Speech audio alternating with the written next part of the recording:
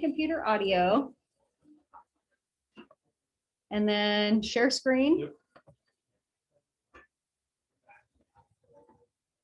Which one is it? There's that That's a one. great question. Because there's two, and then there's Let's just do that one. I think that PowerPoint one should be. this one. Yeah, that makes the most sense to me.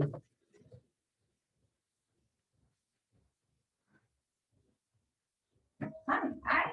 Come on in. Hello. Come on in. Will probably be. This is Teresa. Hey, Teresa. Hi.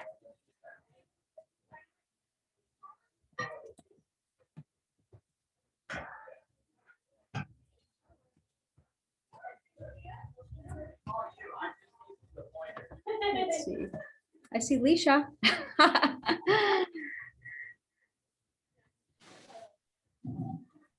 Oh, I can. Okay.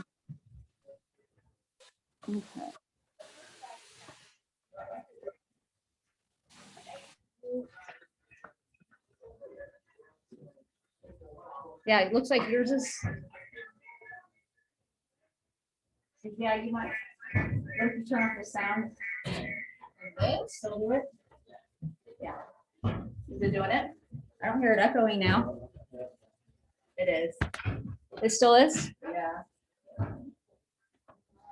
See if I can mute it in my This is so settings. confusing. Let's see.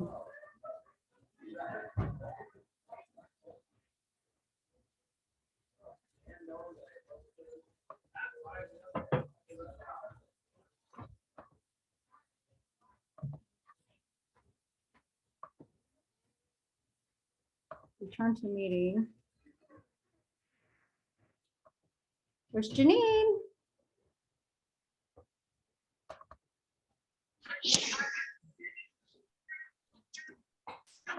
Hi, Brenda. Hey, Janine. I was just talking about you to to Mitch.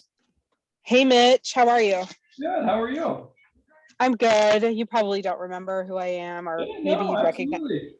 How's homework treating you? We love it, and I'm actually in Kearney right now. I just left work, so this worked out. I come back to Kearney once or twice a month, and so I was here yesterday. I came yesterday morning early, and now I'm just off work. I'm heading out, and I'm like, oh, this is perfect timing because I can actually zoom in and listen. Oh, yeah. And maybe participate while I'm driving. Well, that is wild. Very cool. Yeah, so multitasking. You guys Are see you- the screen? I see beef nutrition Yeah, is move it. like a PowerPoint screen. Okay, thank you. This is the first time I've ever used this projector and stuff, so I'm a little like, okay, we'll see. Okay, so I see it on like it must be hooked up to a computer too. Is what I see. Okay, and then yes, I see like in your background, I see the mirror, and then the a little bit of that, like I can tell there's something projected on the wall that's the same as that PowerPoint that I see. Yeah. I might try to videotape it too, just in case, because I don't have much confidence in myself sometimes. So do you record on your Zoom?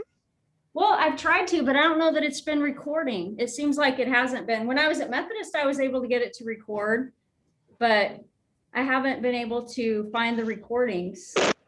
So I'm not sure, because I have a free laptop. I did there. Do you have a paid Zoom account? No. That's probably why. I ended up just getting one for work because I was sick of having to reserve like conference lines and stuff like that. Like it's $15 a month, and it was, I mean, just even for me, I pay for it for myself because work doesn't pay for it.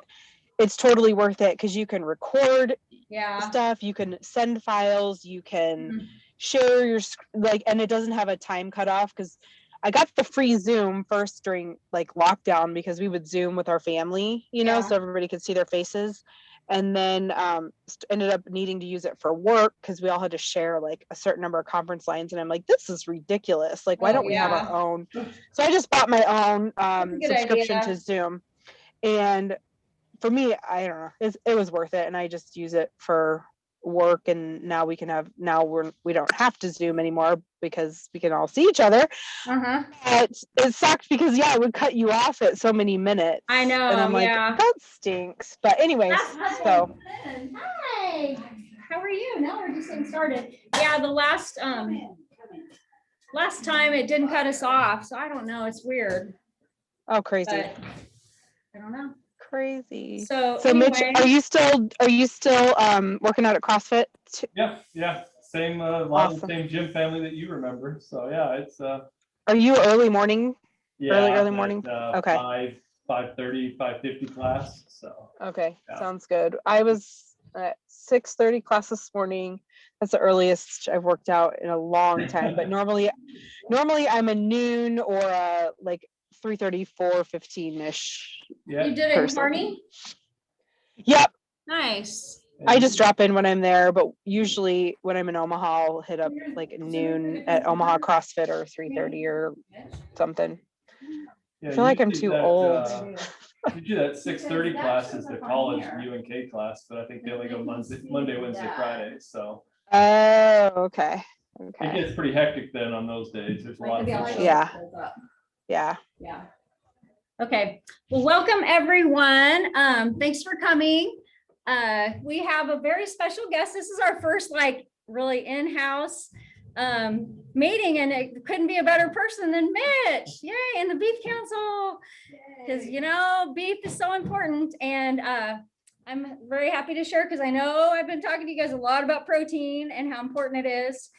And I did post some protein options on the Facebook group, because I know it's hard to get more protein in, but once you start finding different things, then it's easier, because that's almost the easiest macronutrient for me to get now. But anyway, so welcome Michelle. She's in Council Bluffs. She was in Better Living Group 1. Nice. Yeah.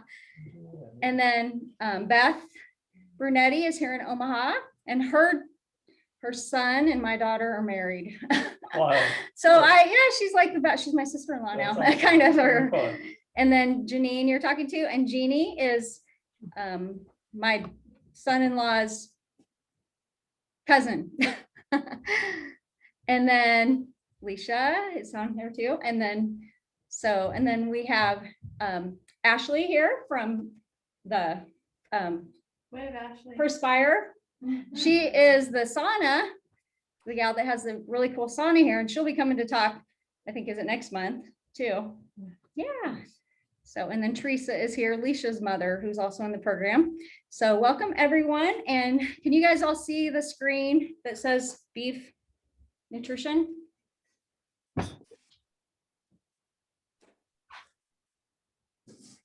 So it is coming up like this now. Okay, perfect. Oh, okay, cool. Yeah, it looks great. Right on. Looks better on the Zoom than it does here. Okay, great. Okay, I'm also gonna videotape it, because some people that can't.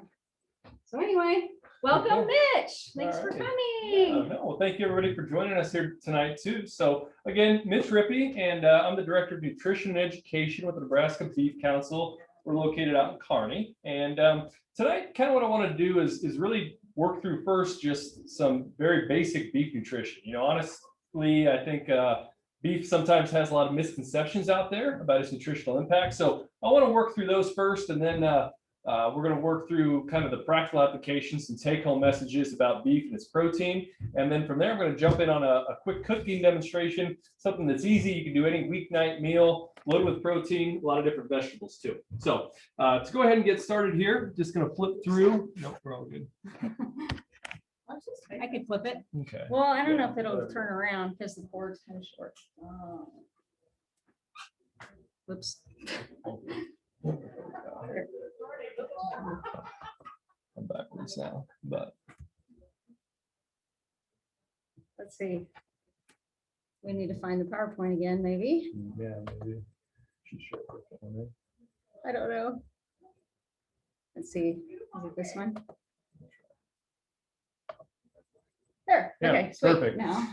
So just a quick overview of a couple of the different topics we want to talk about here tonight. First, lean cuts, then we'll move into really the most versatile and popular of all the different beef products. That's ground beef. Really a hot topic from there, grass versus grain nutrition. And then again, we'll just summarize everything we've talked about tonight and give some of those practical applications leading into our cooking demonstration. So, what I wanted to do here first, I could stand up here, flip through slides and lecture, but I kind of want to put it back and show you too some of the questions that I receive. from folks, general consumers, about the nutrition aspect of beef, and then really show you the research and how I would answer those questions. So to give you an example of what that looks like, one of the most common questions that I often, or statements I hear, is that, I really limit my red meat consumption because it's high in fat, and especially saturated fat. So, if you think about that, one way that I typically answer that question or with folks is, instead I like to highlight the lean beef cuts that are available. And really, it's a general rule of thumb. If you're looking to select lean beef cuts, and that means a 3-ounce serving, which is about the size of a deck of cards, cell phone, palm of your hand, that would have less than 10 grams of total fat, less than 4.5 grams of saturated fat, and less than 95 milligrams of cholesterol in that 3-ounce serving. Now, a general rule of thumb, if you're looking to select lean beef cuts, whether that's on a restaurant menu or in the grocery store meat case, for instance, look for those with round or loin in the name. And, really that's super easy to do, because 2 out of all 3 cuts that we typically find in the grocery store meat case meet that criteria for lean. And not only are they really easy to find, they're actually some of our favorite beef cuts, or some of the most popular high-selling cuts. 18 of the top 25 most popular cuts at retail meet that criteria for lean. So you might look at this list here. The tenderloin, right, has loin in the name. That is the fillet, most tender cut in the entire beef animal. Then you have the sirloin, right, top sirloin, bottom sirloin, and then also your strip steak, which is known typically as a top loin steak, but you'll often see it as that KC or that New York strip steak. You also have your T-bone, and then also I included a few that maybe don't quite meet that criteria for the round or loin in the name, but some great beef cuts too, like the flank or the brisket. Now, one thing I always like to call out with folks, it's just kind of fun. You look at that list, and you see T-bone on the list. And I often get asked what my favorite cut of beef is, and I'm a big fan of the T-bone. The reason is, if you think about it, you have that big T-shaped bone, obviously. On one side, you have a fairly square cut, and then you have a smaller kind of half moon cut on the other side. If you were to cut that big square cut out, put it on a restaurant menu, that would actually be the strip steak. So that KC, that New York strip steak. That other little cut on the opposite side, that would be your tenderloin. So really, you get 2 cuts in one with that T-bone, and both of those, the strip steak and the tenderloin, are lean beef cuts. So I also like to say too, that T-bone, or even a porterhouse, for instance, that's kind of almost a steak for 2, right? Somebody can have a strip steak, somebody can have a fillet, you're all good to go. Now, maybe I need a more interesting friend group, but come, Sunday night, Monday morning, a lot of my social feed is filled with pictures of people's meal prep adventures, right? So great way to go ahead and tackle the week, but it never fails that a lot of those pictures are going to be chicken breast with broccoli and brown rice. And that alone is a great meal, right? You have a lean protein cut, you have a whole grain, you also have a vegetable. So perfect. But one thing that I like to share is I think beef actually adds a lot of versatility and variety to the meal prep process. And what I mean by that is that there are over 29 different cuts of beef that have a total fat content that fall between a skinless chicken breast and a skinless chicken thigh. So that's over 29 different cuts. Whether you like ground beef, roasts, steaks, or anything in between, you're probably going to have a beef cut that falls in that. So really, beef has just a lot of versatility and creativity then to that meal planning process. So don't be afraid to include that too next time when you go ahead and prepping your meals on Sunday night. And here's a graphic I'd just like to share. When we look at the fatty acid profile, so all of the different fats that are in beef, this is just a really great breakdown, because we can see here that really over half the total fat in beef is monounsaturated fatty acids. So those are the same type of fats that are typically found in olive or avocados, for instance. Then about 43% of the fat, or sorry, I'm going to jump up to the top there. About 5-6% are the polyunsaturated fatty acids. Those are your vegetable oils. And then the remaining 43% is saturated fat. But one thing I like to bring up with that, of that 43% that is saturated fat, approximately 1/3 of that is made up of stearic acid. And stearic acid is important because essentially it's not important. Stearic acid is metabolically neutral. That means it doesn't raise, it doesn't lower, it has zero impact on your blood cholesterol levels. So essentially 1/3 of the saturated fat in beef is metabolically neutral. It won't impact, it won't raise. So I simply share that because really beef has more of a favorable fatty acid profile than we would commonly associate, with over half of those fats being of the monounsaturated variety. So really the bottom line I like to share with folks when we're talking about beef's fat content or lean cut selection is that realistically, beef has gotten far leaner over time. You know, when we think back to when those nutrition recommendations were put into place in the late 70s, early 80s, you know, there was a lot of emphasis on fat. And retailers, producers all across the beef supply chain have responded, and really they have raised a more lean beef animal. As you can see here by both the pictures of the live animal and then also those beef cuts, there is a lot less fat included. So really over the last 4 decades, total fat has been reduced by over 35%. Saturated fat has been reduced by nearly 20%. And that is in large part, as you can see in that bottom picture, we've reduced the external fat cap. So by trimming these cuts more closely, especially in the retail meat case, that just drastically impacts the overall fat content of beef. So it's drastically lower when we trim that tightly. So too, just a nice application. Before you throw a steak out on the grill maybe, or prepare it, slice it up for stir fry or put it in for kebabs, just go ahead and trim away all the fat first, and then go ahead and put it on your grill. So here's another kind of statement I hear a lot too, is that, you know, hey, I switched to ground turkey because it's leaner. Now, really, I'll let you go with whichever way you want here, but put yourself in a grocery store right now. You're looking down at the meat case and you have these two products. You have a ground turkey and a ground beef product. You know, if you look at those, you might just assume that ground turkey is leaner. But the one thing I like to call out here is that these two products in and of themselves are the same. These are both 93% lean, which means they have 93% lean product in them and then 7% fat content. So essentially, when you're trying to select based on lean or the amount of fat, these essentially have the same amount of fat in them on that grind. So let's just dive a little bit deeper. And for those of you on Zoom, you can probably see this a little bit better, but this is a one-to-one comparison of a lot of the different nutrient contents, both ground beef and ground turkey. And as you can actually see here, that 93.7 versus 93.7, ground beef is actually lower in calories and total fat. And then it's also a little bit higher in things like protein and zinc as well.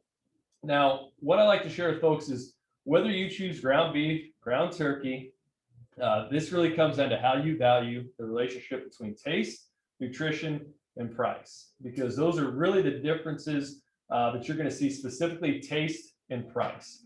Now, nutritionally, I look at those, while the actual numbers are very similar, beef typically gets the edge in some of those nutrients that I value, zinc, for instance, and then also some of those B vitamins. Now, ground turkey, probably going to be a little bit cheaper in the meat case, but then also, what's your taste preference as well? Personally, again, I prefer the taste of ground beef a little more. I think it adds a good flavor profile to a lot of dishes and is very complementary. So when you look at those, just choose based on how you value that relationship between your taste, your nutrition, and your price. Now, one thing I like to share with folks too, a little bit of a kitchen hack. So say, for instance, you're coming up on any of these grilling holidays. I think maybe Memorial Day is going to be our next one that kick off the summer. You're going to see a lot of sales on something like ground beef. So for instance, that 80-20 blend of ground beef might be typically $4.50 now. It's probably going to be about $1.99 come some sales. Now you say, well, I typically just don't buy 80-20. It's a little bit higher fat content. I like a leaner beef cut or grind. So here's a great way to do it. Go ahead and purchase that beef while it's on sale. And then when you get it home, use it for something like a skillet dish. Think like tacos or spaghetti sauce, or a primavera dish, for instance.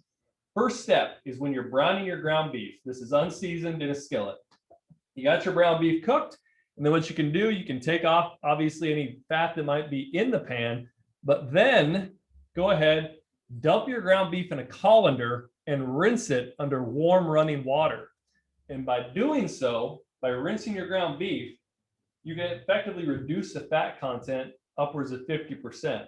So, for example, if you bought an 85-15 blend, by rinsing your ground beef, you're essentially then getting a 93-7 blend, right? And you saved a lot of dollars on that. So just a quick kitchen hack if you really are concerned about some of the fat contents. You can always rinse your ground beef unseasoned and then put it back in your skillet and season it up, add whatever else you're going to do, and enjoy your meal.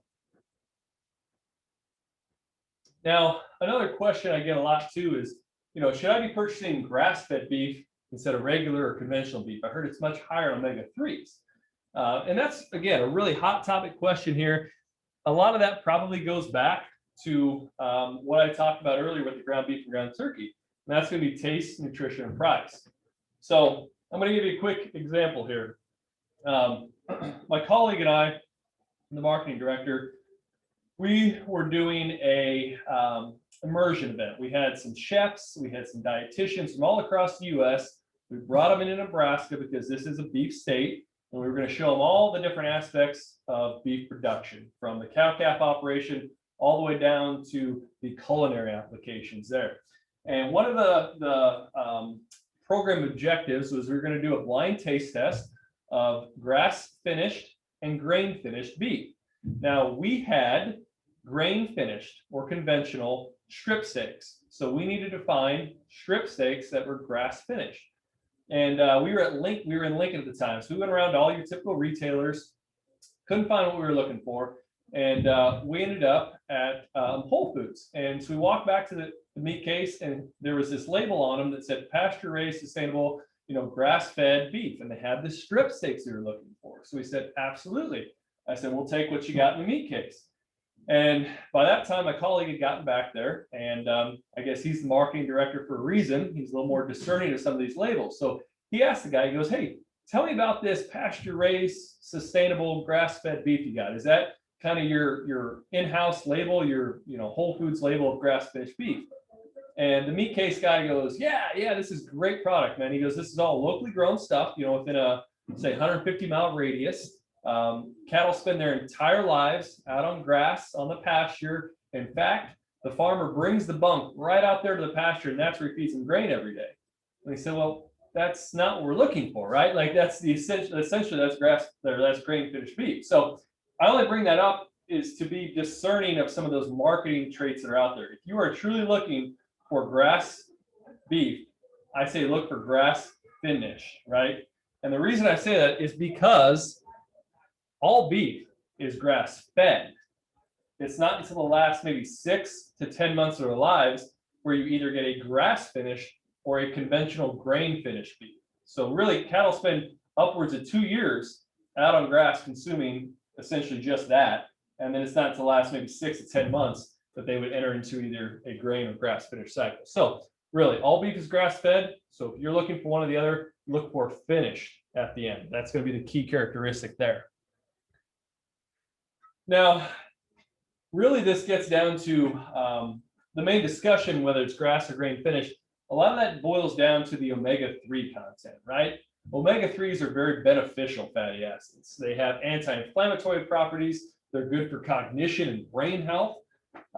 So really, that's where I think a lot of the emphasis comes from, is grass-finished beef having a higher omega-3 content. So let's go ahead and look at a comparison of the fatty acid profile of both grass and grain finished beef. So here we're comparing 3 ounces, 1-to-1 ratio. And we actually find that grass finished beef is lower in total fat by upwards of 2 to 4 grams. So grass finished beef is lower in total fat. And that makes sense because realistically, those grass finished cattle consume a lower energy diet. All right, so they eat grass compared to corn, lower energy, probably going to have lower fat content. Now, grain finished beef will be higher in monounsaturated fatty acids. And as we discussed earlier, those are the fats that we find in olive and avocados, for instance. And the reason being is that grain finished beef eat that higher energy diet. That excess energy is converted into fat, specifically intramuscular fat, which is marbling. And the main fat that's found in marbling is oleic acid. That's a monounsaturated fatty acid. So grain finished beef has more marbling and therefore more monounsaturated fatty acids. But again, the discussion boils down to those omega-3s. And again, grass finished beef is higher in omega-3, typically 2 to 4 times higher in omega-3 fatty acids. But I think we actually need to kind of peel a layer back here and add some context to that. The main omega-3 that's found in beef, whether that's grass or grain finished beef, is ALA. That's alpha linoleic acid. Now, ALA is typically not a nutrient of concern for a lot of people. We, on most days, consume that 1.6 grams of ALA that's recommended. The omega-3s that are typically, of concern, are the ones that we're really interested in, are DHA and EPA, right? Those are the ones that are very beneficial for brain health, for instance. And that's why you see those on a lot of your fish oil pills, called out specifically as DHA and EPA. And again, grass finished beef is about twice as high in DHA and EPA. But again, when we compare that to our daily needs, you'd need to eat roughly 7 pounds of grass finished beef per day to meet your DHA and EPA recommendations, or closer to 11 pounds per day of grain finished beef. So what I like to tell people, if you're looking to increase your omega-3 content, eat fatty fish or take a fish oil pill with DHA and EPA in the label. Because realistically, beef is just not a source, a viable source of omega-3 in the diet. It helps, it's a little bit, it's something, but really in the long term, it's one serving is maybe 4% of your daily needs. So you're going to need to supplement that with other foods. Beef just probably isn't a good choice there for your omega-3s. So now I just want to switch gears a little bit. We talked about some of those hot topics, and really now this is where I want to talk specifically about some of the latest research that's come out. And honestly, one of these research studies that we'll talk about today, it was actually just published, I think, on the 10th, so less than a week ago, to be honest with you.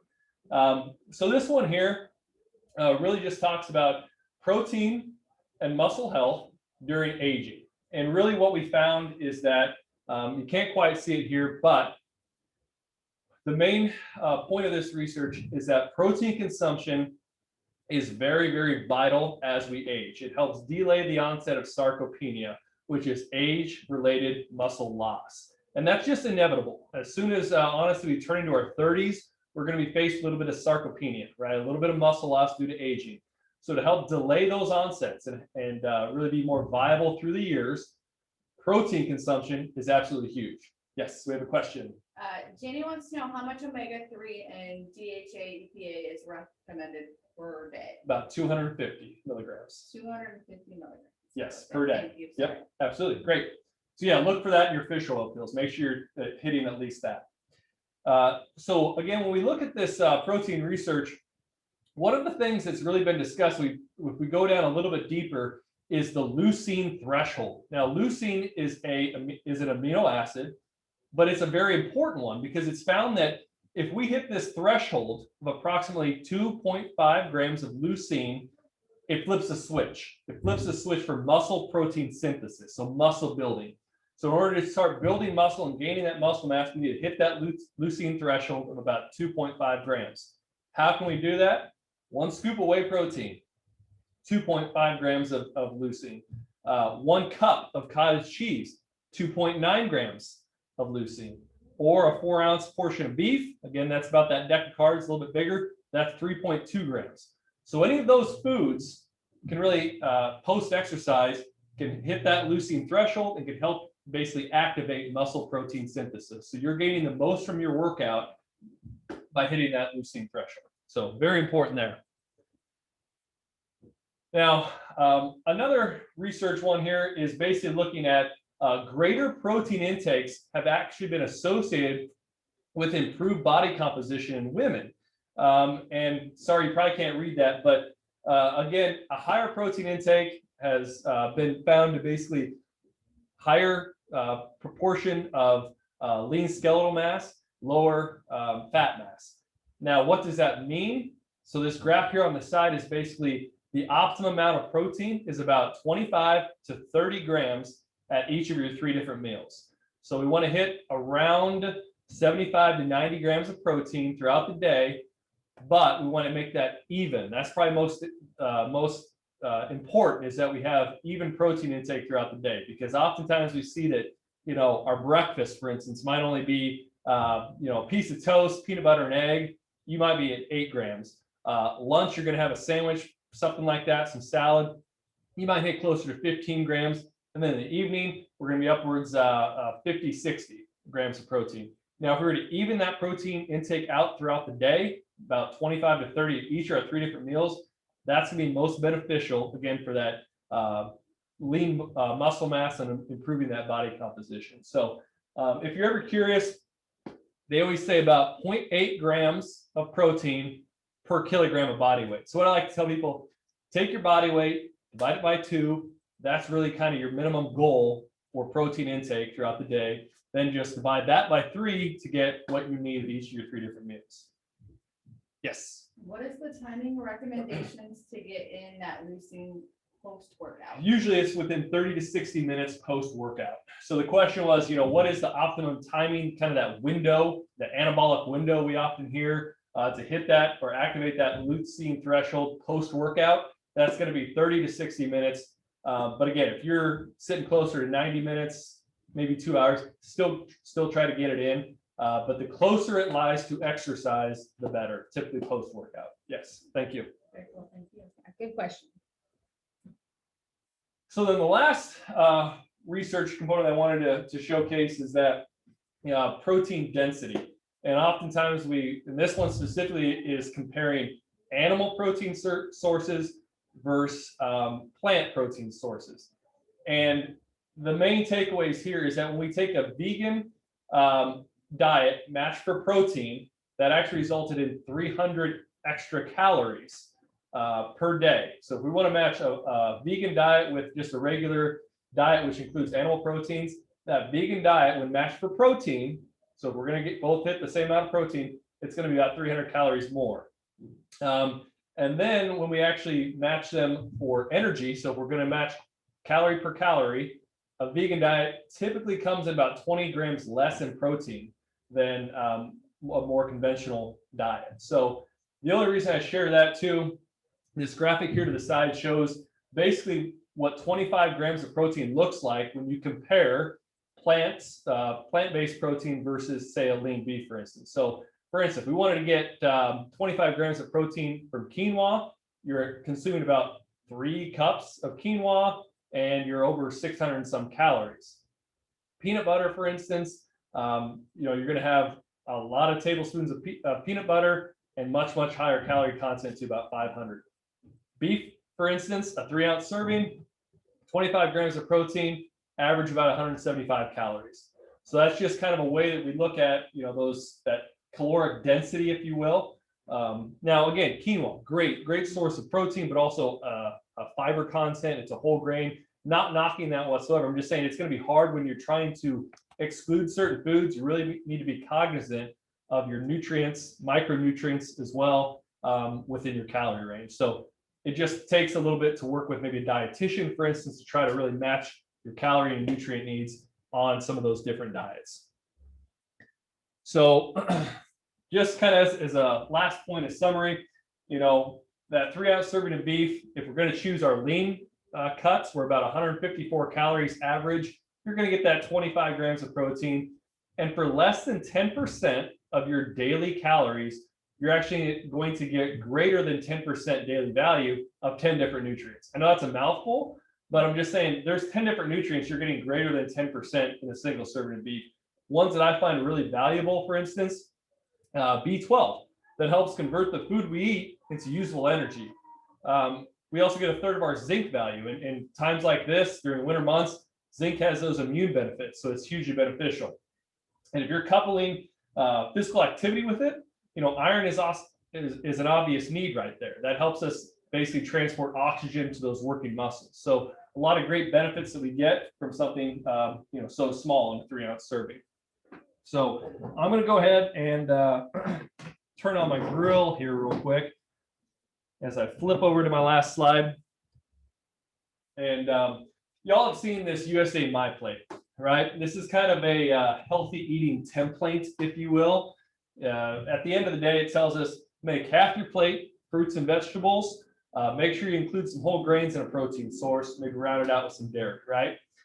So my question I always like to ask folks is, how often does that average American meet the USDA dietary guidelines? Meaning that we hit our fruit and vegetable consumption, half our grains that day were whole, we stayed within our protein and our fat range. Now, if anyone wants to throw out a guess on Zoom, that's great.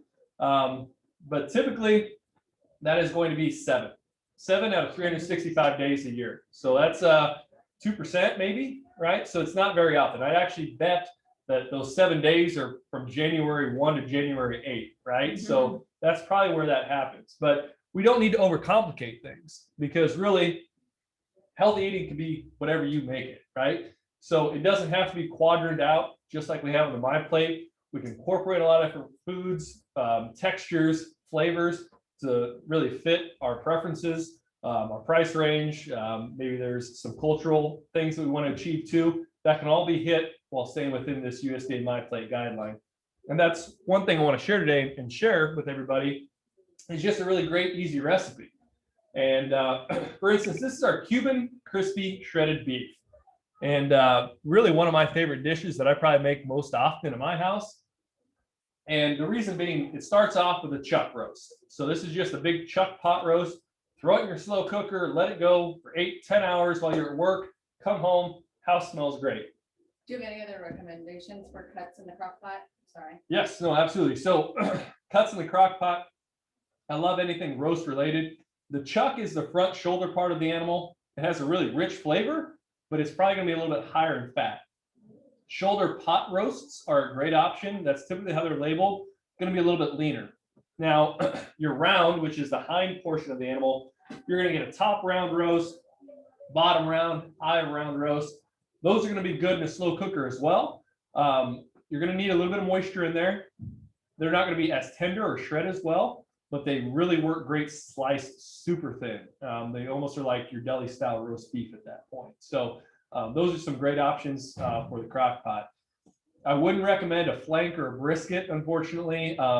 St. Patty's Day is what, tomorrow now? You're going to see a lot of corned beef. Now that has been obviously a little bit cured, so that can go in a crock pot. That one would work, but typically if you're going to buy a brisket flat without heavy marinating, it's probably best maybe to throw it on a grill or a smoker. But again, crock pot, probably closer to that 10-hour range if you're going to throw a brisket in there. And then always cut across the grain on a brisket too. So here with this, like I said, you get done, you have your pot roast, your chuck roast, shred that out. And then we can go ahead and take a bell pepper and an onion, slice those up. And what we're going to do here is take lime juice, olive oil, garlic, salt, and pepper. So basic things, right? These are probably pantry staples that y'all have. We're going to mix that all together, and we're going to put our beef, our peppers, and our onions together in a bowl, top off with that marinade, put it in the fridge for maybe 15 minutes, 2 hours. You can go 4 or longer, but still, it's really quick and easy. And then we're going to throw that back into our skillet, and we're just going to brown it up. So by adding that olive oil in there, it's going to help make a nice caramelization on the roast. But then also that lime juice just has a really great flavor with the garlic and the salt, very complimentary. And then again, you can round this out too with some black beans for a little bit of protein and fiber, and maybe even some white rice or brown rice, whatever you like. So I'm going to go ahead and throw this in our cooker right now, a little skillet. And if there's any questions, go ahead and type those up. Thanks for checking. I do have a question for Yes. you, Brenda. If focusing on weight loss, do you shoot for protein goal in current body weight or your goal body weight? In addition, and an additional for lifting at all? Well, if you can get to if you want to, try to get are you talking just protein? Yeah, 90 grams minimum, because I know it's hard to go from like getting 60 grams of protein a day to getting 130, so just start with at least 90 I grams a went, I day. went from 90 to 125 and thought I was gonna die. Yeah, I had to know. dial So it back. slowly build up to more protein.